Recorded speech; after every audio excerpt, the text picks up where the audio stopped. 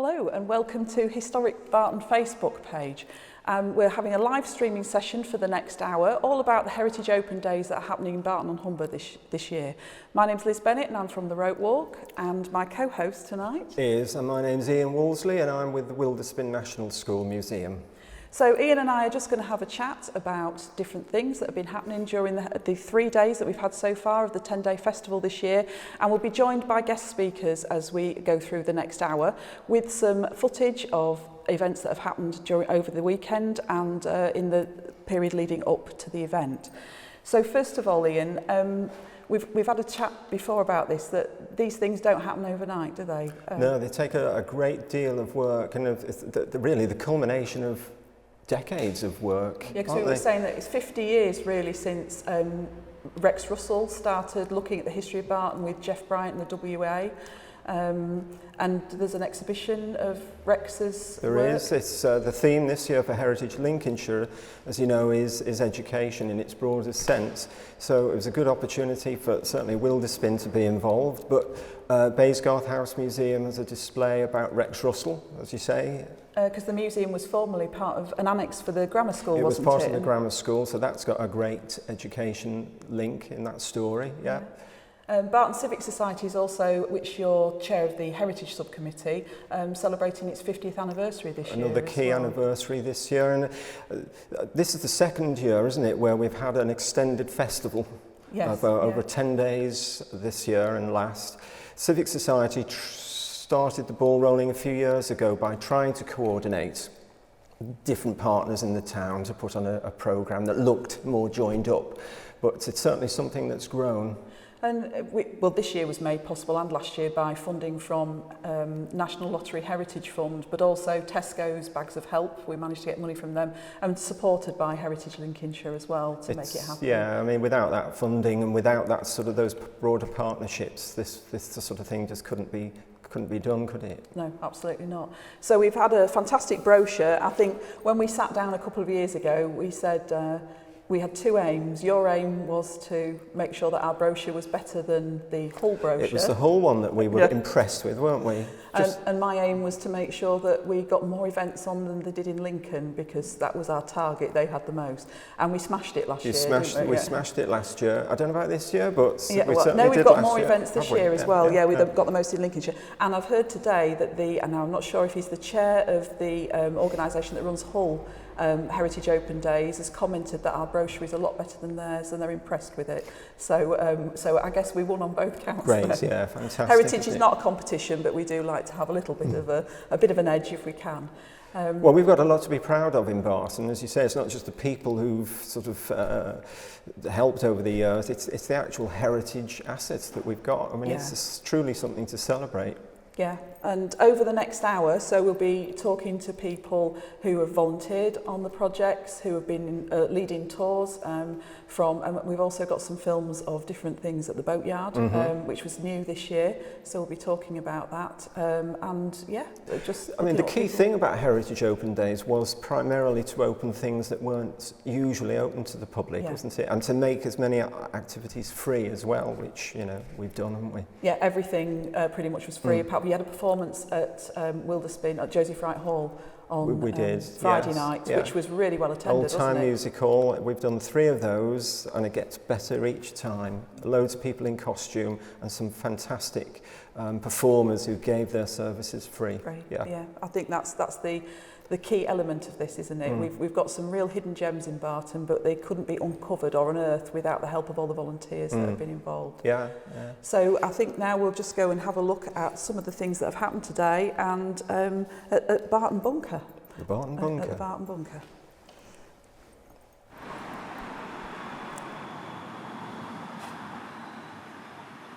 Well, here we are at Applegate House in Barton. We're at the Barton Bunker. It's an air raid shelter from the Second World War that for many, many years, since the war, was sealed up and nobody had been inside it. In fact, until the 1990s it was flooded. But in the 90s we had it sealed up, and since then it's dried out. But last year, for the first time in 2018, we opened it to the public and we had about 1,000 visitors came. It's right on the corner of quite a busy road through Barton, and so many people go past and have seen it but have wondered what lay beneath the surface. Well, this year we've opened it again as part of Heritage Open Days 2019. It's a public shelter, one of 12 that they constructed in Barton, and it was for people who were, I suppose, on the street passing by if there was an air raid. There were I think there were over 800 air raid alerts in the Humber region during the war, and over 80 actual attacks. Some people had Morrison shelters, which were steel shelters that they had in their kitchens. They could climb inside and it would protect them in the event of an air raid. Other people who had a garden would have an Anderson shelter, a corrugated metal steel shelter. But many people didn't have either, so they would resort to these public shelters. We think you could get about 50 people comfortably in this shelter. Though let's face it, if the chips were down, I think you'd squeeze a few more in as well. It's fabricated from concrete blocks. You can see the way it's been made. It's just sort of concrete blocks, quite small, only about 6 feet high, about 7 feet wide and about 30 feet long. We think it would have been decked out with wooden benches from end to end. And we found evidence at either end. There are two entrances and exits to it. We found evidence at either end to a sort of what we think would be a modesty screen. Presumably there would have been a toilet at either end, because if you were in the shelter for several hours, you'd need that facility. But other than that, there were no facilities, obviously no electricity, no running water. And people would be in these shelters for several hours overnight and so on. Last year we came across several people who remember taking shelter in this shelter. So we've got first-hand recollections of this shelter, but it's a very special thing because, as I say, it's one of 12 that they built in Barton. They've all gone except for this one and the one at Castledyke School, which I think is now part of their open-air theatre, if my memory serves me right. So it is rather a special structure. We're from the Wilderspin School Museum, and we do get lots of school groups coming. It's a very hot topic in schools, the Second World War. In fact, today I think there's been quite a few children who are doing it in their school studies. So we're keen to work with Applegate House and the Options Group to get this shelter opened more regularly to school groups and to adult groups. Applegate House residents might like to use the shelter for their activities as well. There is also an air raid wardens post on the site, which we'd like to work with Applegate House to get open and I say use jointly with their residents and for interpretation. My name's Alan, I'm a volunteer with the Wilderspin School, and today we've opened the bunker just to give people an idea of how horrendous it must have been to actually have been in a bunker, especially over in Hull, where they've got quite a lot of bombs and they've got quite a lot of plastering, and it must have been very frightening. And of course the people, even after they came out, when they were worried whether the home was still there, whether the street still existed, whether the budgie was still alive. And so it's just to give people an idea of what it may have been like then. If they close their eyes, listen to the bombs and just think about what could have happened. I brought along a few bits of badges and memorabilia. This is an actual World War II rifle which was eventually given to the Home Guard, which were people over the age of 41 or under 18. 1.5 million of them eventually did home guarding, and this is just to give people an idea, a sense of what it might have been like here at the bunker.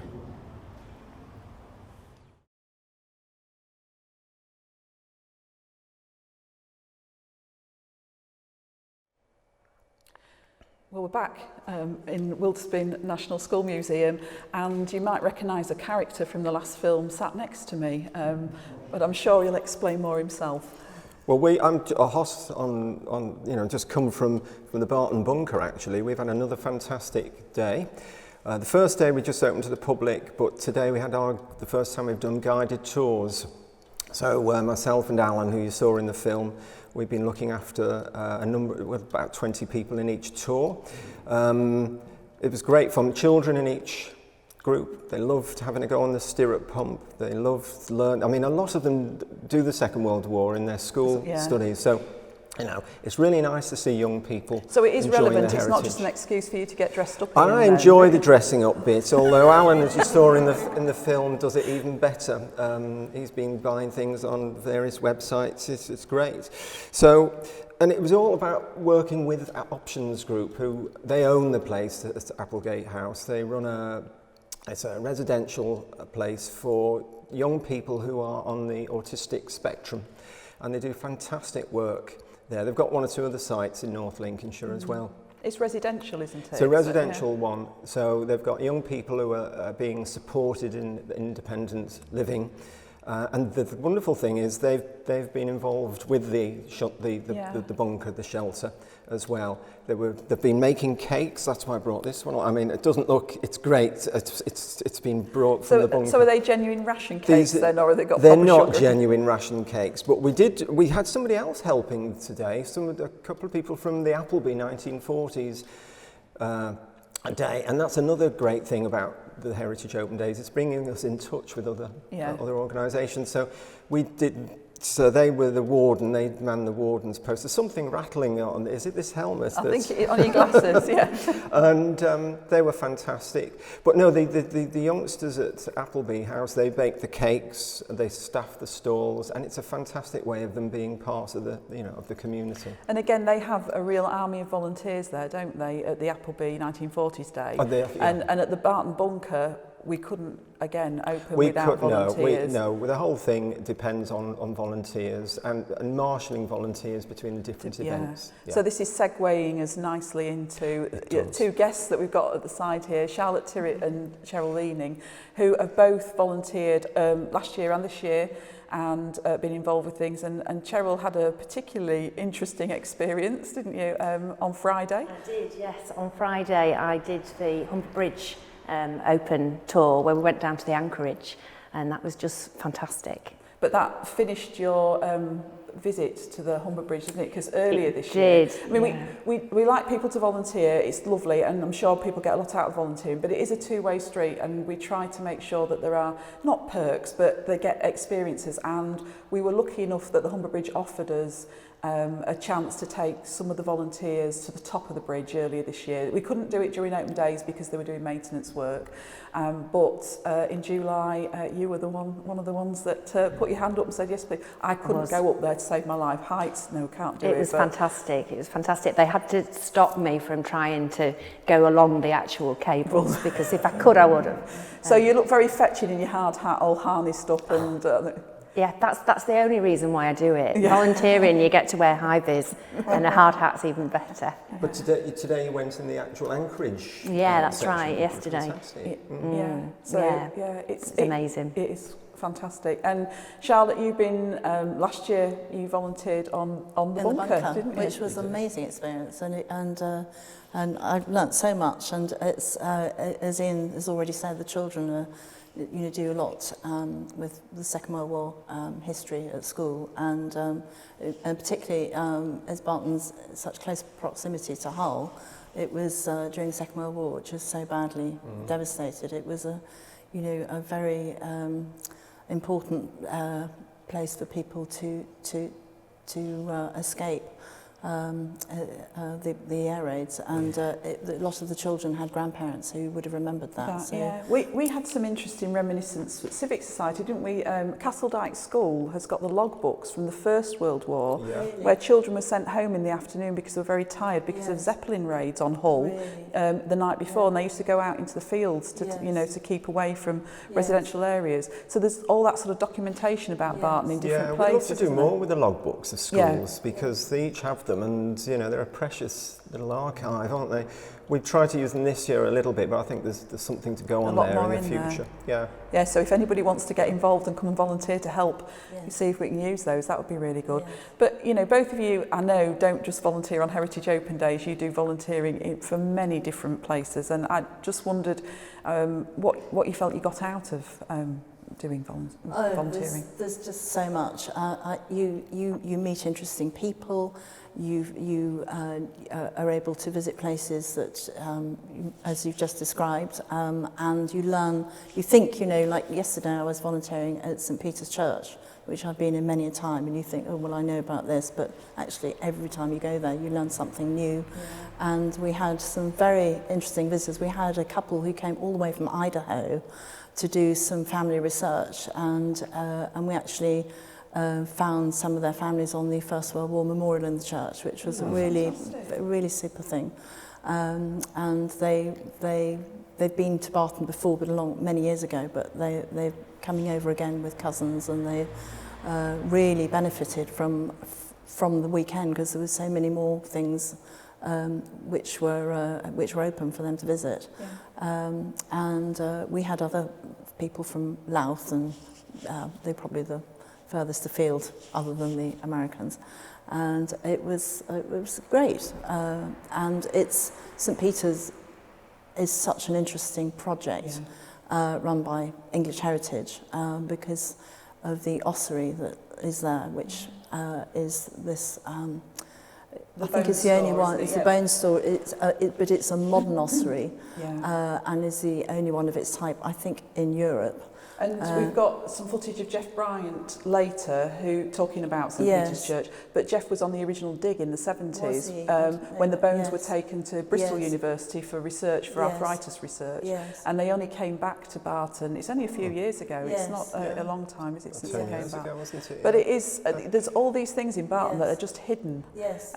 So it needs volunteers like yourselves to help guide people to find out more. Thing. And you meet, you know, it's for all ages. It's not, you know, it connects the young and the old, and it's a fantastic thing to do. Yeah. And I'm involved in other things, but I love doing this. But you must. It sounds like you learn quite a lot as well about the various. You learn a huge amount. I mean, you learn something every time you do it. You learn something, and it sort of also sparks off your interest in something, so you come back and then you think, oh, I'd like to know a little bit more about that, and then you start digging around and looking on the internet, and that's the wonderful thing about the internet also. It makes a lot of things accessible to for research. I'm just the beginner at it really, but it's I think it's fascinating. And I know, Cheryl, because you obviously we know each other really well, because you've volunteered at the Rope Walk for about 12 years now, and all we've managed to give you is a framed signed pair of Paul Young's pants, isn't it? Yeah, well, you're a volunteer. I thought you were paid at the Rope Walk. No, she's volunteer.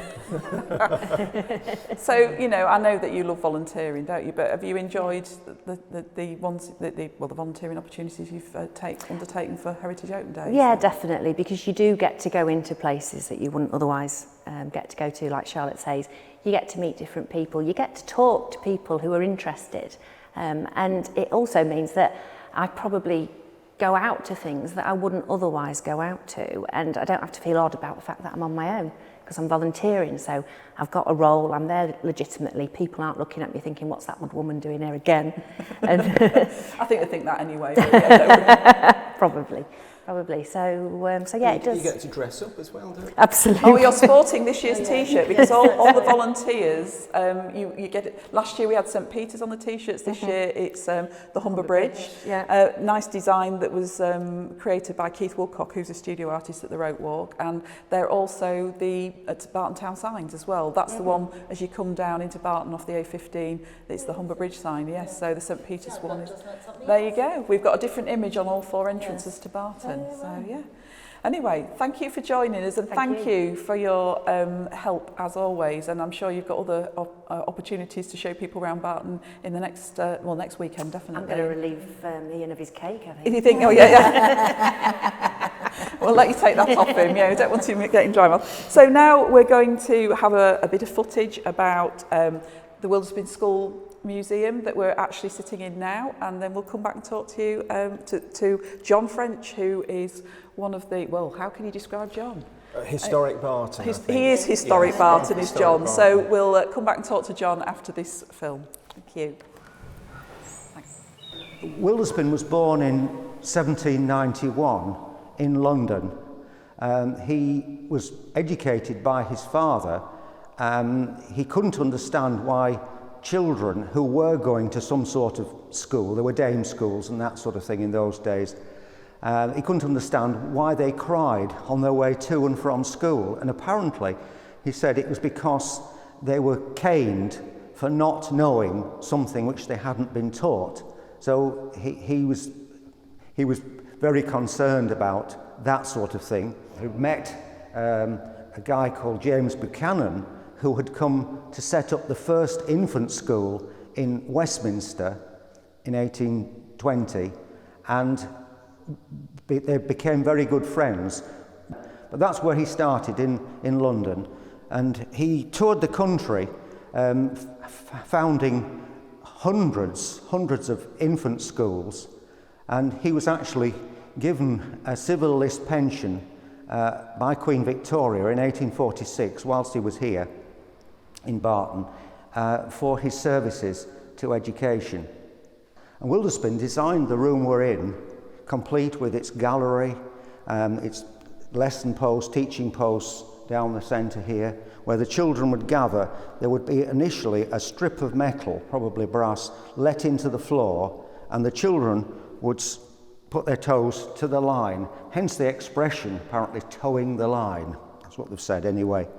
And it'd be either a teacher or a pupil teacher instructing the group here.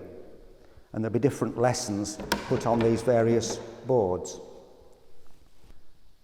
The gas lighting is something which would have been here in the 1840s, not initially, because the gasworks wasn't built until 1846, but there would be gas lighting here, and we've reinstated that, so you've got the real feel of the place. Also put leaded lights in the windows so that they do reflect the appearance in Wilderspin's time. Wilderspin was so popular, he attracted people, children who otherwise probably wouldn't have come here. They had to pay to come to this school, and they weren't forced to do. And the parents would probably expect them to earn a few pence by going out into the fields or into the brickyards or something like that and doing menial work. It was Wilderspin used this as a model school, really, and he taught teachers and governesses as well. He was the first person to write books on infant education. He was a great pioneer. He was light years ahead of his time, and many of his ideas are still being put into practice now. A lot of the lessons in today's schools are based on Wilderspin's philosophy, on his work, on his teaching. The playground is an important part of Wilderspin's teaching methods. He regarded it as the outdoor classroom, and much of the time, when the weather was decent, the children would spend time in the playground. They would be allowed to learn through play. They'd be supervised, but at a distance. If anything got out of hand, the master was there, or the mistress was there to intervene. But the children were left to get on together, really. Wilderspin's philosophy really was based on love. He didn't believe in corporal punishment at all. The playground here is basically as it was in Wilderspin's time. He insisted that the younger children had 6 times as much space as the older children, because they was used as an outdoor classroom and they needed room to run around. The beds round the side are a feature of Wilderspin's playgrounds, garden playgrounds.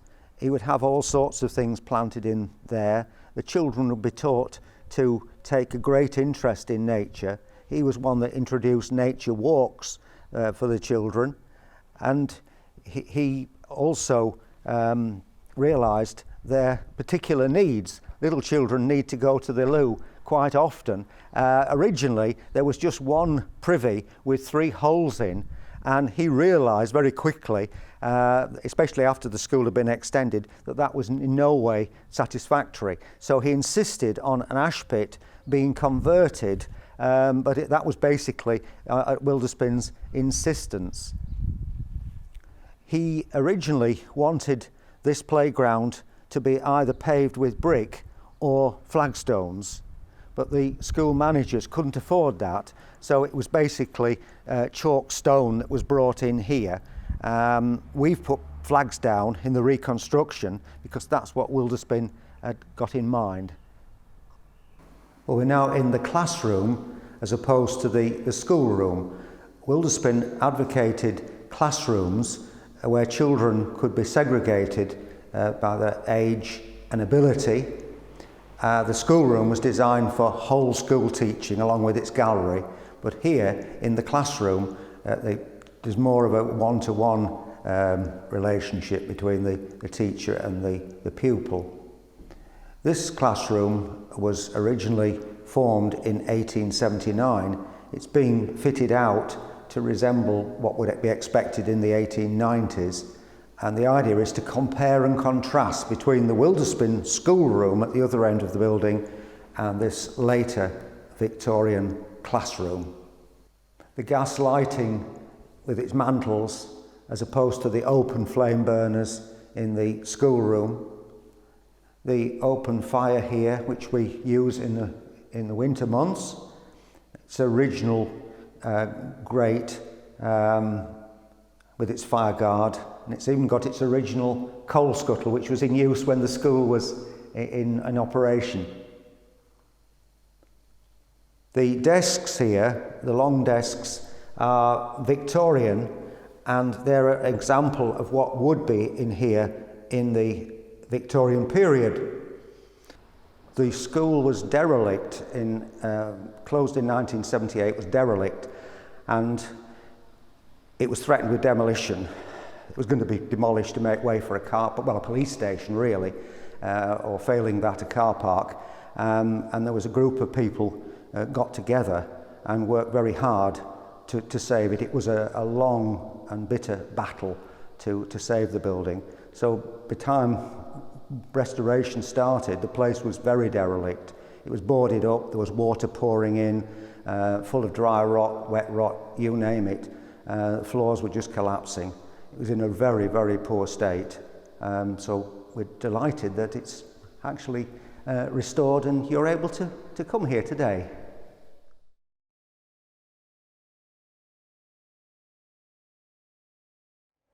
Hi, so we're back again at Wilderspin School Museum, and we're joined by John French this time, along with Ian, who are both big players in the Wilderspin School story.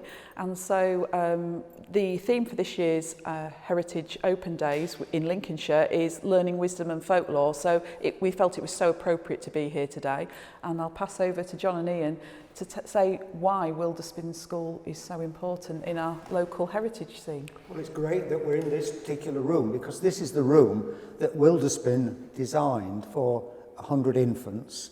It was so popular that within weeks of it opening, they had to extend the schoolroom for another 50 children. So what period are we talking about? 1845 when it opened. And it was at the end of Wilderspin's career, wasn't it? It was. Yeah. He'd moved to Barton in June of 1844 when the plans for the school were being developed, and Wilderspin was asked to assist particularly with the design of the infant school and the playground outside. And so for those of us who weren't aware of Wilderspin before, I mean, I've learnt about it since the school has been open, the museum's been open, but why is he such an important character in England's history, really? Or probably wider, is it?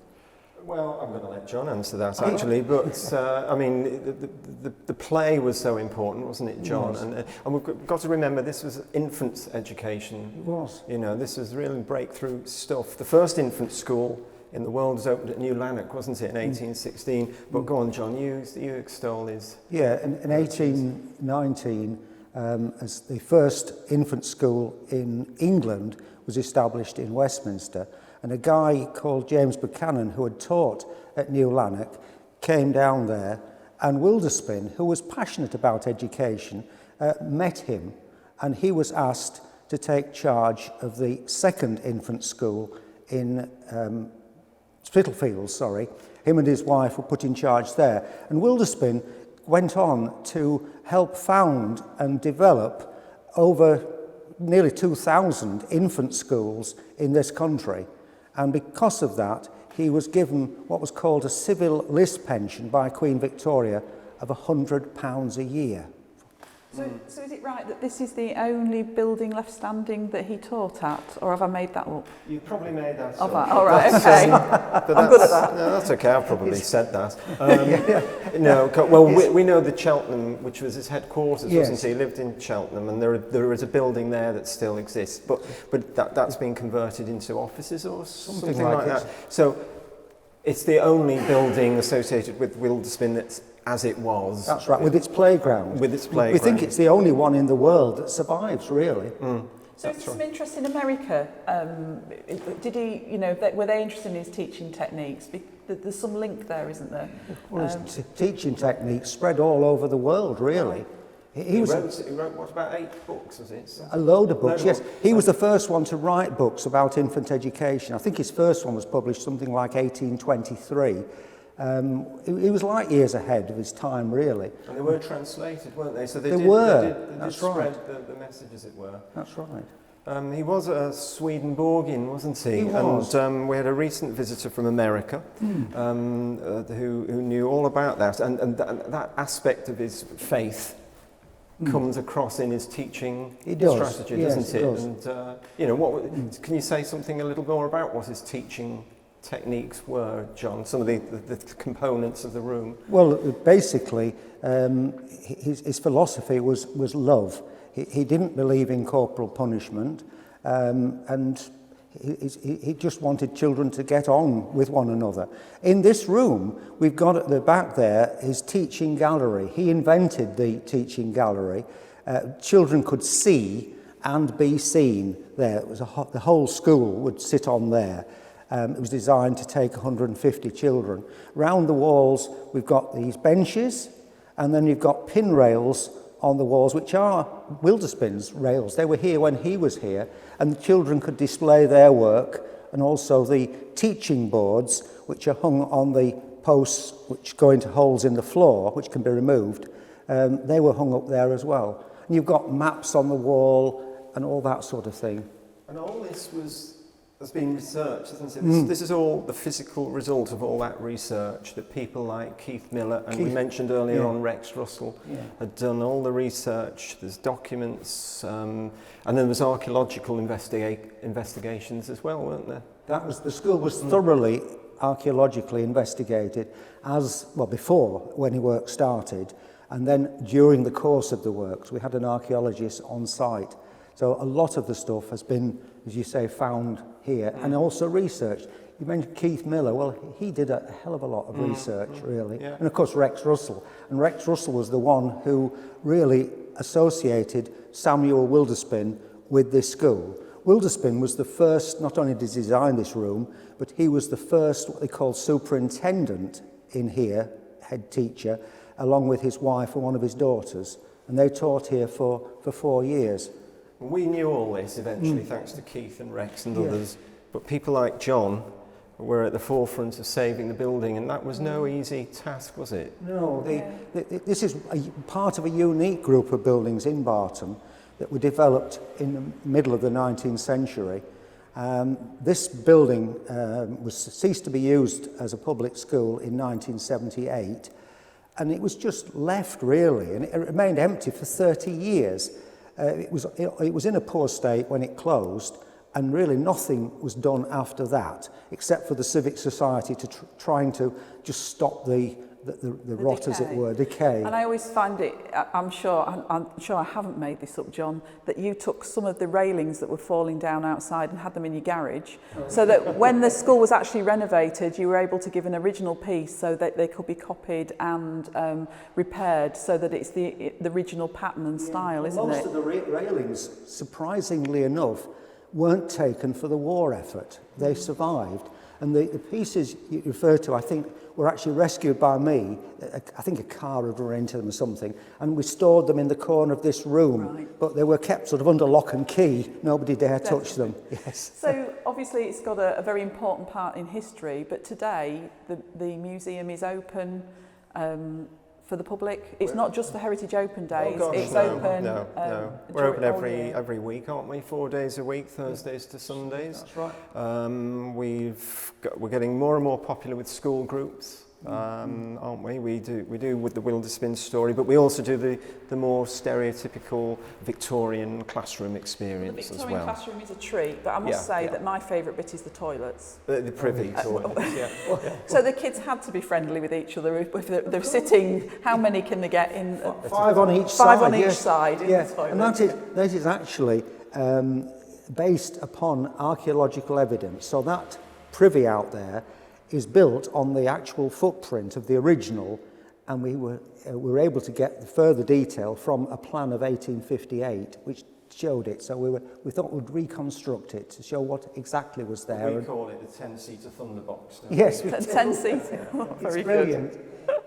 Okay, so thank you very much, John, for joining us, and we're going to now look at a bit of film of St Peter's Church, which I know you've also been passionate about keeping that open, and is now in the custodianship of English Heritage. And Jeff Bryant, who we've mentioned several times already, earlier, it was last week, we filmed him talking about the history of the church. So we'll have a look at that now and come back with Richard Clark, who's the current chair of Barton Civic Society, to talk a bit more about the talks that he's been doing. Thank you. We're now standing in the southwest corner of St Peter's Church at Barton upon Humber. The church is generally known as a two-part church. The part on the left, the tower, and the annex to the left is the old St Peter's, which we're particularly interested in. The larger building to the right is the medieval St Peter's Church, known as New St Peter's. Old St Peter's, the tower and the annex to the left, has interested antiquarians since the Middle Ages. But really, the brew stoned up in the late 18th, early 19th century, when a great debate arose about whether there were any standing Anglo-Saxon buildings remaining. One school, of course, was quite adamant, no, there can't be. The Anglo-Saxons built in wood, everything they built will have long since rotted away. Another school said there might be some somewhere, but we really don't know where they are. In the early 19th century, a gentleman called Thomas Rickman must have stood more or less where I'm standing today. He immediately noticed that the tower is in two clear parts. At the top, the unrendered part, at the top, he could recognise from previous experience as definitely very early Norman in date.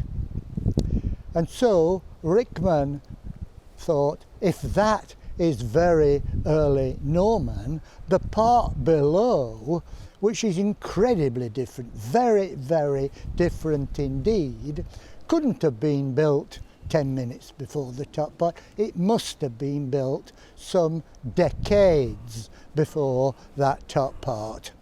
So he went home and he wrote his very famous seminal work, An Attempt to Discriminate the Styles of Architecture in England. The crucial paragraph he wrote On the top of the 3 stages at Barton St Peter's is one evidently early Norman, having a regular double normal window in it with a shaft and a capital in the middle. The lower part also has a double window with round arches and divided by something exactly resembling a rood baluster. All this arrangement, so different from the top Norman work, there seems a probability that the lower part of the tower is really Saxon. Like any building, one starts with the foundations.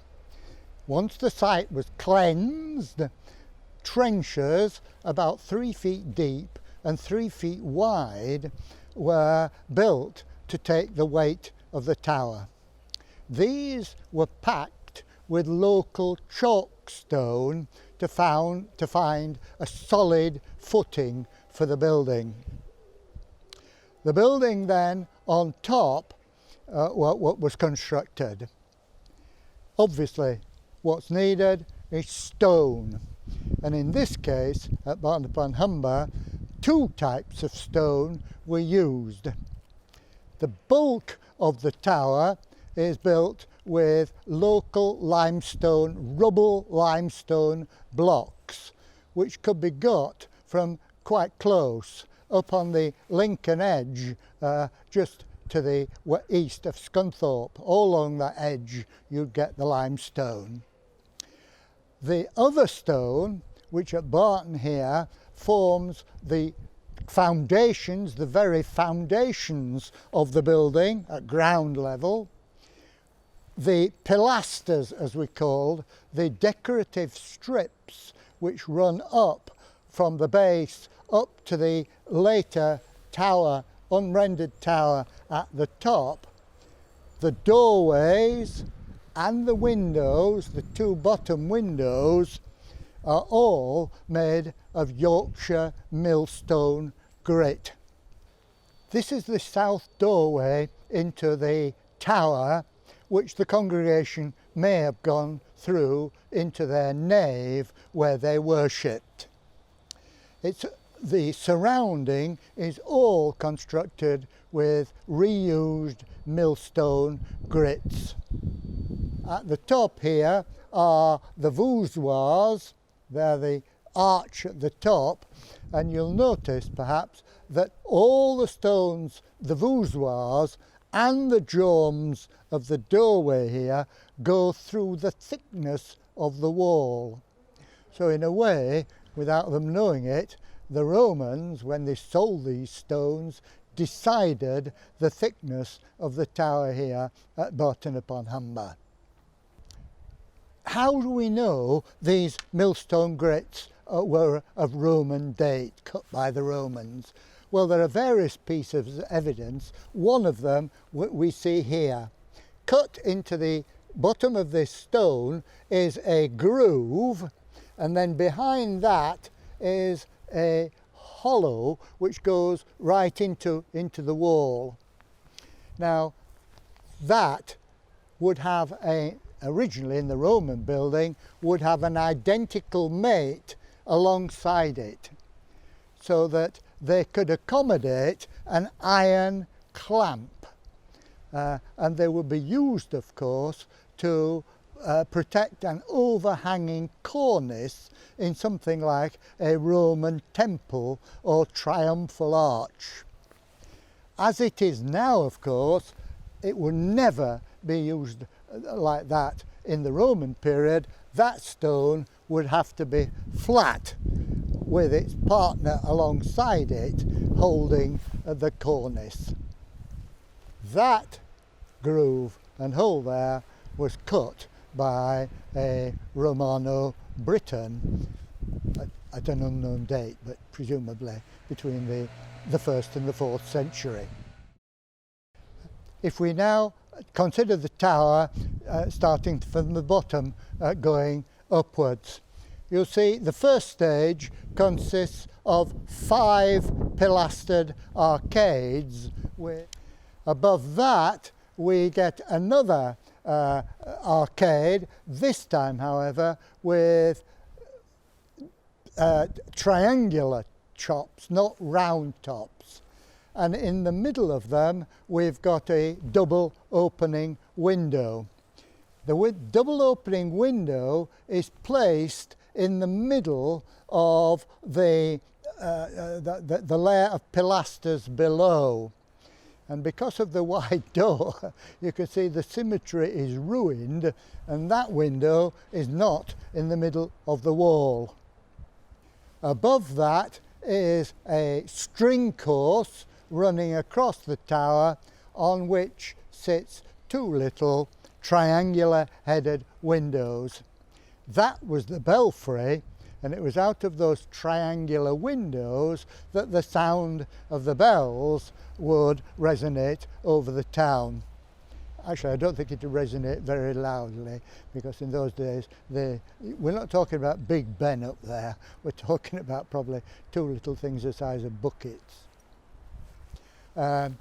So that is the belfry stage. Immediately after the conquest, the Normans decided this pathetic little church was too small.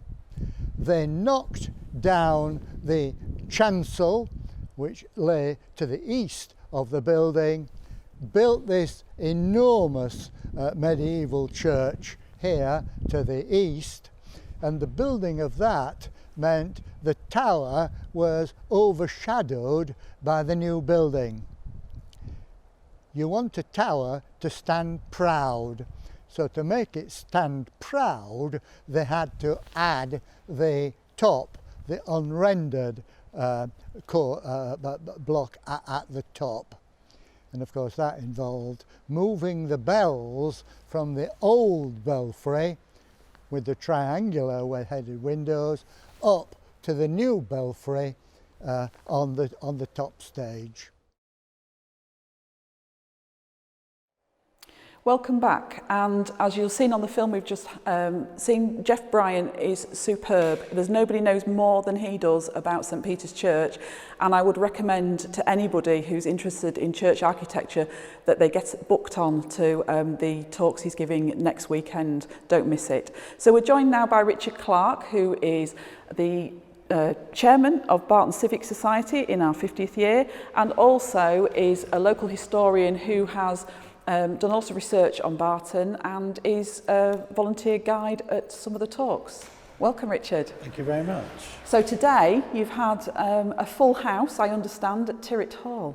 So I believe, yes. I think we had 40 plus people there, and last year also it was very, very, very well attended.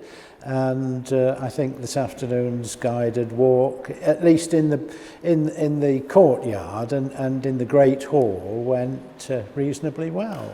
I've got a confession to make. I've never been into Tirett Hall. So can you tell me, what's it all about? What is it? Well, it's got a complete late medieval Great Hall. Very lofty, with all the timber work, most of the original timber work from, so we say, the 15th century, we can't be more exact than that, in the roof, and very solid walls of late medieval, early modern brickwork, with some more modern windows and openings.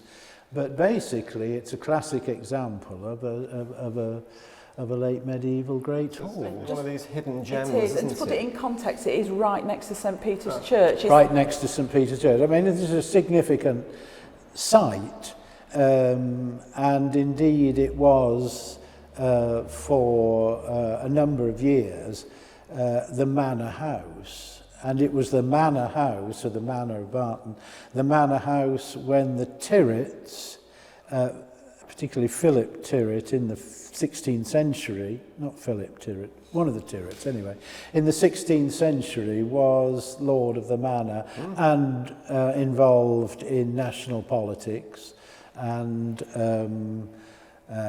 crossed swords with Mary the First in the 1550s and had quite a very, very high status position in the previous reign, Mary's half-brother, the young King Edward. Gosh, so much. As I said before, the history of this. Yes, and that's a place is private incredible. residence, isn't it? Which we're very privileged that we're allowed to use for the open days. Yeah. But it is, we keep saying hidden gem, but Barton's got a lot of them, hasn't it? Yeah. It's the building as a whole has an L-shaped ground plan, like Baysgarth House has. But at Baysgarth House, the south-facing part of the building is an 18th century addition to the earlier part, which is west-facing. But at Tyrwhitt Hall, both the south and the west-facing wings have elements of medieval building programme in them. So, we'll have to get along. There's some talks next week, is it? Yeah. It's not Richard doing the ones next week, but there are spaces left, Ian, to get yourself signed up. I'll have to correct that. Yeah. Yes. But the other thing that we can't correct, and I haven't been on this one, and I was going to go this year, is Richard's doing the Barton Cemetery talk midweek. You've done that. But that is fully booked. Yeah. So it's created a lot of interest. It was the second thing for to sell out when we released the programme. So why do you think it's, apart from obviously you're leading it, Richard, why do you think it's so popular? Well, I think that we suffer in this day and age from a misguided perception of municipal cemeteries. I'll not include churchyards. I'm talking about municipal cemeteries. In that we see them as places not to go to unless in the event of a funeral.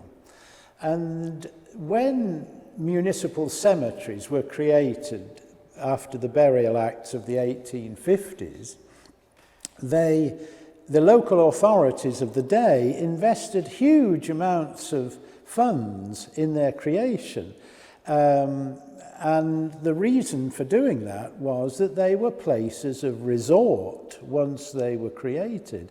That is, a place to go to that was pleasant and to be in and to walk through and perhaps even to have a picnic in once it was up and running. I mean, the building standards of the chapels of rest and the cemeteryman's house were of the highest standards of the day, and of course you can see in most municipal cemeteries the effort and the expense that was put into the trees that were planted and the undergrowth that was planted to create a green, what we'd nowadays call a green area, a place of resort, and many people would go there, particularly maybe given that if the family was working and so on, the 6-day week would go on a Sunday.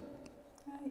And you would have the cemeteryman keeping an eye on things, and you would have a small workforce attached to the cemetery in Barton, and in all other towns and areas, and indeed, if possible, you would have a police presence there to maintain law and order. But it was a place of resort, not a place to be deferential about particularly or somehow weary of. It was a place to go to, like a park, like a municipal park. In fact, my current studies for Hull, currently I'm wading through the committee books of the committee which was for parks and burials. They were perceived on a par.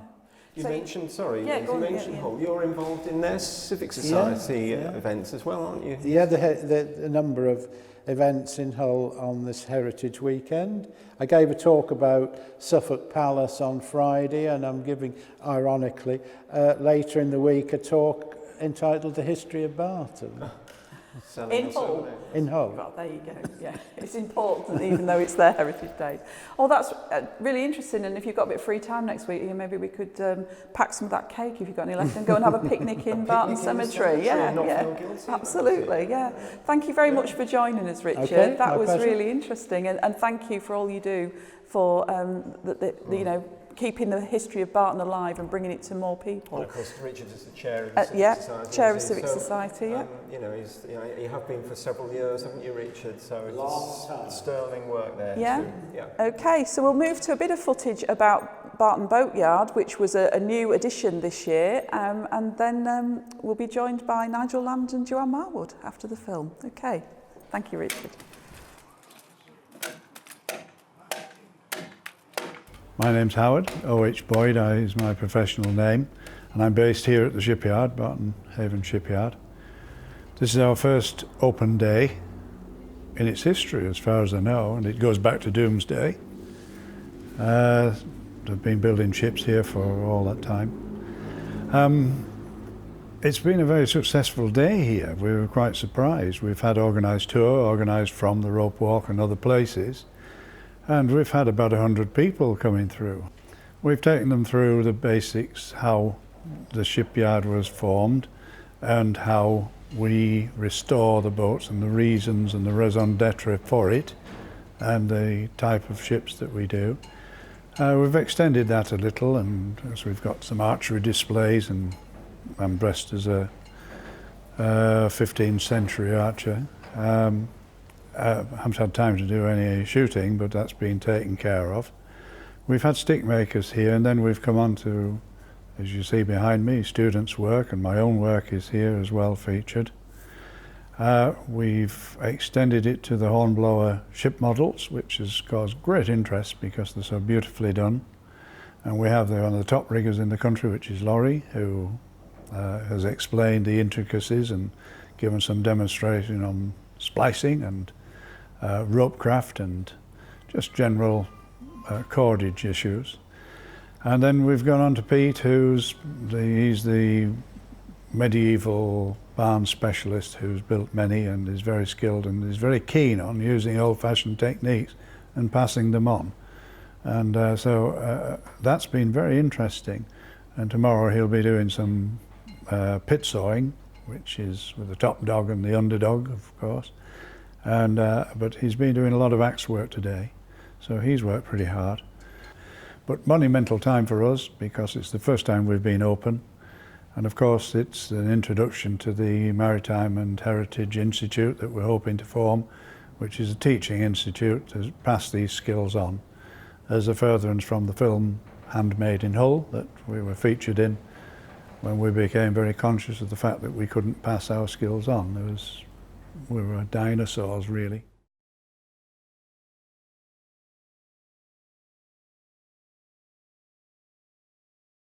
And that was really interesting, and the Boatyard, as I said, was a new venture this year. I think it's been a little bit chaotic. Joe might tell us a bit about that in a minute, but we've had some lovely feedback from back by email from people that have visited. So we're joined now, Ian and I, by Joe Marwood, who has been coordinating all of the Heritage Open Days, marshalling the volunteers and generally making sure everything works.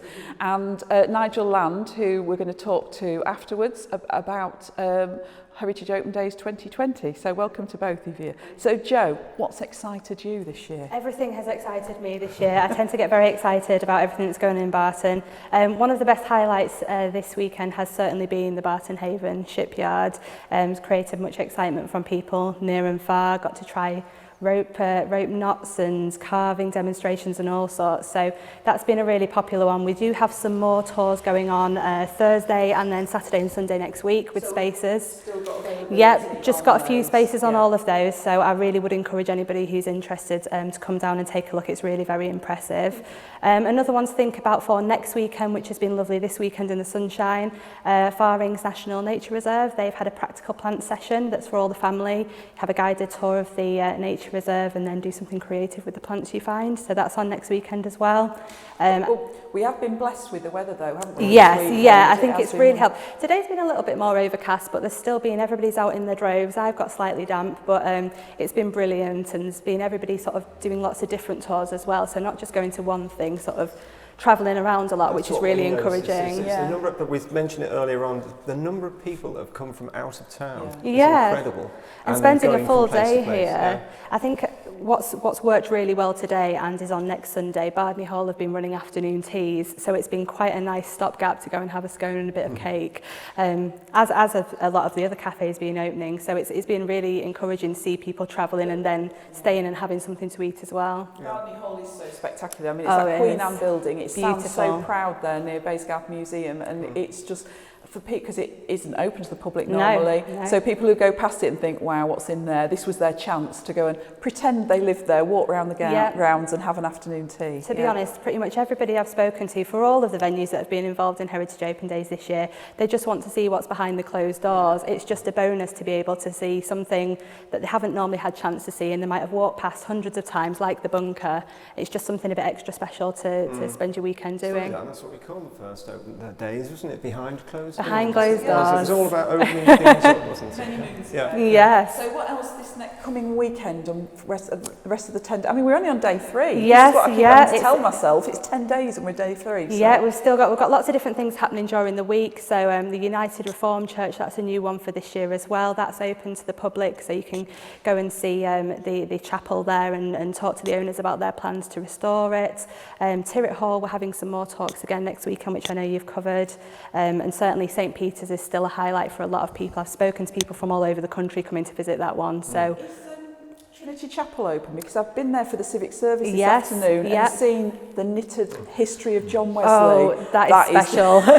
I've never seen so many knitted sheep in my life. But the knitted life of John Wesley is quite a sight to behold. That's actually finishing tomorrow, so that's going to be closed from tomorrow, but the Trinity Methodist Chapel is going to be open during the week as well, and that again attracts people from a long way away coming to see that. And all the schools, I think every school child in Barton has been to the knitted Wesley, yes. It really is fantastic. It's massive as well. It's brilliant. Yeah, really good one. And so what else we've got? Look, I'm just trying to think what else we've got coming up next week. But I've got a rope walk tour. I ought to get that in, didn't I, on Thursday? Rope walk guided tour, and also the film matinee and film evening that's going on. So completely free of charge. You can come, get some popcorn, get a drink, and enjoy a free film. So we've got School for Scoundrels. That's in the evening, and Boys Will Be Boys. Is that a Will Hay film? I can't remember. But anyway, that's a 1930s one. That's so the they're matinee both showing. Vintage films, but with a few laughs. Yes, and of course there's the 2 new exhibitions at the Rope Walk as well. So it's a chance for people to make a whole day of it. You know, the wonderful thing that you've done, Joe, particularly when we've got this old telephone here, people might be wondering why it's there. It's something we brought from the bunker, from the ARP post, but you've been using social media, haven't you? Oh, yeah. That's my technology. That's yours. Social media. Doesn't quite reach the same amount of people. No, I prefer that. But you've been getting the message out. Yeah, I think social media has really helped the past couple of years to sort of reach people that we maybe wouldn't normally get to speak to, and I know certainly there's been people commenting, even actually as you've been live this afternoon, talking about their experiences and getting in touch. It's really nice to hear people's stories, and they'll get in touch to say that they went to school in Barton or they have family connections, and it's a really nice opportunity, even if they can't make the journey here, to just be able to re-establish contact with us. So it's nice for us to hear those stories and get those case studies as well. So do all the follow-up stuff as well. Absolutely. I mean, the power of social media is pretty awesome, but it really keeps the heritage of Barton alive, and particularly with younger people and people who maybe can't get here themselves. Yeah. Fantastic. Thanks, Joe. That's brilliant. And so we're going to round up today. I know we've run over a little bit, but I'm sure people bear with us. So I invited Nigel here today, and I ought to hold this up. Shameless plug. Hey, Nigel. Nigel is the author of this weighty tome, which is all about Ellswick Hopper and his passion for cycles. And Barton had a big part to play in the cycle industry for about, well, you tell us about it, but for many years, didn't it? So we're thinking that we might involve something to do with the industries of Barton in next year's Heritage Open Days. Absolutely. And we do still have some copies of the book left. Yes. But get in there quickly. Under your bed, yes. Yes. Yeah. Well, the thing about next year is that it will be 130 years since Fred Hopper made his first Barton bike. He had set up in Barton after serving an apprenticeship locally and then going off to Hull and Gainsborough as a journeyman. He came back to Barton in 1880 and set up as a whitesmith, somebody dealing with steel to make various products. And he was repairing as well on Brig Road. And 10 years later, he decided that he would make a bicycle. Now, the 1880s is a very important period for cycling because the penny farthing had been around since 1870, and we're quite sure that Fred got into repairing penny farthings because you can see from this photograph, I don't know if that will come up very clearly, but there are the forks of a penny farthing there. So he would be repairing them. In 1880 and 1881 there were two cycling clubs started in Barton, and then in 1890 he decided the time had come to make Barton bikes, and his first product was the Ajax. So next year it'll be 130 years, and we decided that, and I've had some outside input into this, but we should have a memorial ride, a celebration of bicycle building in Barton, and do a tour of all the sites, and maybe go across the Humber Bridge and back. So next September, that's what we're planning to do.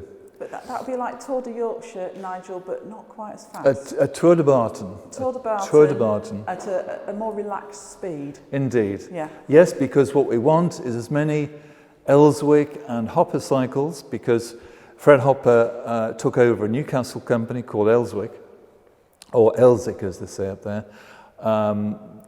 That was in around 1910, and he started in 1890, and bicycles were still being made in Barton in 1995. So we've got 105 years of manufacturing. The last one was Nigel Dean, and before that, of course, we had Falcon, Coventry Eagle. So there is a huge history of bicycle making in Barton. And yes, an awful lot. It'd be lovely to have, you know, as many 100, 200, whatever, coming on the tour. Let's disrupt the whole of the town. Well, I'm sure we could probably supply one if you don't have a if you haven't suitable got one. I know somebody's got a garage full. Oh yes. And the other thing that's important to mention when we've been talking about Heritage Open Days is there are remnants of what was Hoppers and Elswick Hopper that are now repurposed for private dwellings or other things in Barton that you wouldn't know that they originally were part of the cycle factory, and that's something that you're going to explore next year and explain. Oh yes, absolutely, absolutely. It's a fantastic heritage, and you know, at the peak, Hopper employs something like 800 people. Now, in a town, I think back before the First World War, there were probably about 4,000, 5,000 people living here. That's a lot of employment. Yeah. Brought in people from outside, of course. The big attraction was that he was competing with fairly low-paid industries and agriculture, but there was a lot of industry in Barton back then, of course, with the ropery and cement, maltings, fertilizers. There was a lot going on in this town. Brick and tile yards, of course, Brick which and have left us the legacy. Brick and tiles is probably the farming. oldest. Yeah. Of all of them, and we've still got two of those going, and they're doing tours as well. So Barton's very much shaped by its industrial past, absolutely, isn't it? Absolutely. And that's something we want to explore next year, and I think that it really is fascinating that there's so many remnants. So I think we have overrun a bit, so we'll round up, but thank you very much, Nigel, for coming in, and we look forward to that, working on that. Forever. I know you could. We could do a whole 2-hour slot with you on bikes, yes.